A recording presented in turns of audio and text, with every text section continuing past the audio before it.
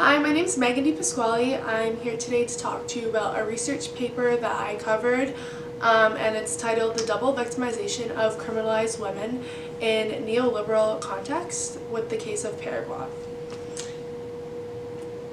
Before we get started, I'm just going to give you some facts about myself. Like I said, my name is Megan DePasquale. I'm 21 years old and I'm currently studying in my second year at the University of Windsor, studying families and social relations in hopes of one day becoming an elementary teacher. What am I here to talk to you about today? I'm here to talk to you about a research paper that I covered, which discusses the double victimization of criminalized women in neoliberal societies. Specifically, we're going to be talking about the study of incarcerated women in Paraguay. In Paraguay, it is a neoliberal society, and they are seen to be very unfree, and specifically women that have run into problems with the law or have been incarcerated or currently incarcerated, they have seen a lot of problems with this. While I was doing my research, I found 3 articles to use for my literature review that I saw reflected greatly on this topic. 3 of them included The Vulnerable Subject, Anchoring Equality in Human Condition, Latin America's Female Prison Problems, How the War on Drugs, Feminism, Poverty, and Female Liberalism Contribute to the Mass Incarcerations of Women. And finally, After Post-National Citizenship, Constructing the Boundaries of Inclusion in Neoliberal Contexts. All 3 of these, I believe, were very important to use, and I'm going to be discussing each in depth why. So the first one we're going to be talking about is The Vulnerable Subject. This was published in 2010, but it's still very usable to this day. This article argues that women cannot effectively participate in their nation as a full citizen once they've been incarcerated or have had problems with the law because they're vulnerable and they have no protection from the state. Also, it covers that there's a failure in the government to acknowledge the vulnerability to these women. And finally, it argues the distribution of social opportunities made through neoliberalism for these women, who shows that men usually don't have the same problems as women. Their equal status are not close in neoliberalism societies. So the second one we're going to be talking about is the Latin America's Female Prison Problems.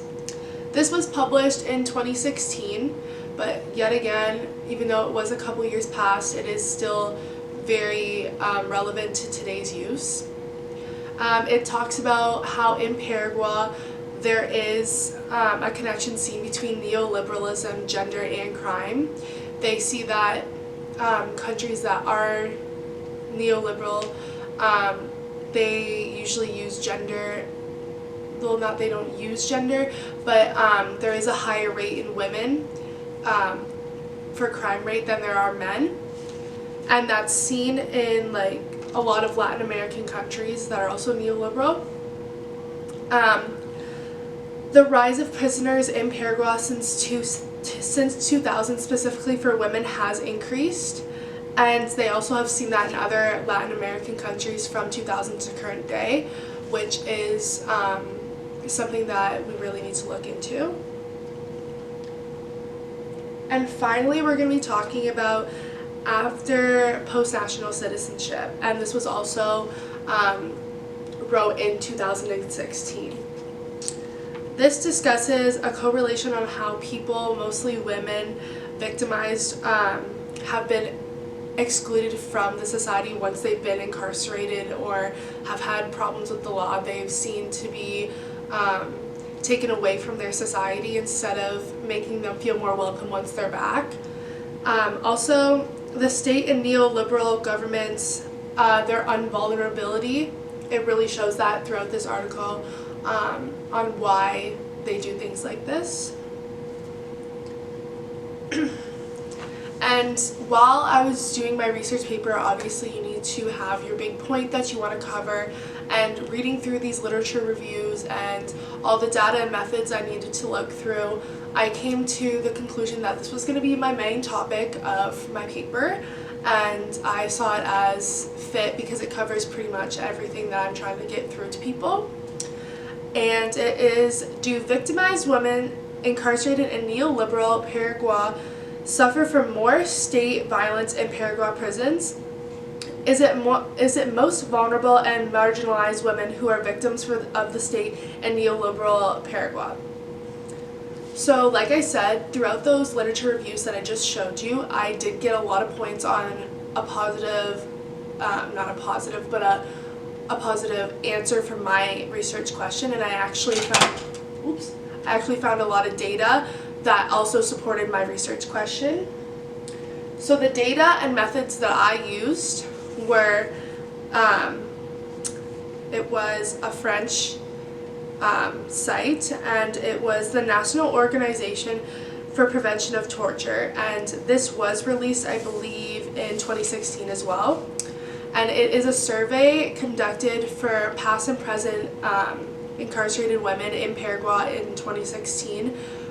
They interviewed around 11 people who were interested in the topic of this article, and we noticed that there was a lot of variables that came from these women, that they were very illiterate, they could barely speak their language because they've been there for so long, very uneducated. A lot of them, their marital status either fell through or they're not married but still have kids. And poverty and housing insecurities are a big thing once people leave prisons, and especially in neoliberal communities and countries, because they don't have that support from the government like what we do here in Canada. So that was what I found was really important to use as like one of my big surveys and the data and methods that I used, because we actually went right in and talked to those people and got that data and saw the answers that we were really looking for. So seeing these women suffer through all those things and then being able to put it back to our question of why is this is something that I really wanted to look into a little bit more. So finally, our findings of all of the literature review data, everything that I went through during this research process, is the collaborative review of the subject that I used before, and also violence of neoliberalism against the vulnerability in women in Paraguay, specifically women referring to that are uneducated, illiterate, experiencing poverty and housing insecurities, as I said, we saw throughout the survey that we were conducting. This violence and the cycle of vulnerability is specifically illustrated through the women that are incarcerated in Paraguay. So in conclusion, findings answer the research question that I was asking, and it went back to my hypothesis at the beginning of this presentation of why these things happen. And we are looking on the big picture of why. Why are women marginalized? Why are women vulnerable after coming out of prison in these countries when they could have the same resources that we have here in Canada today?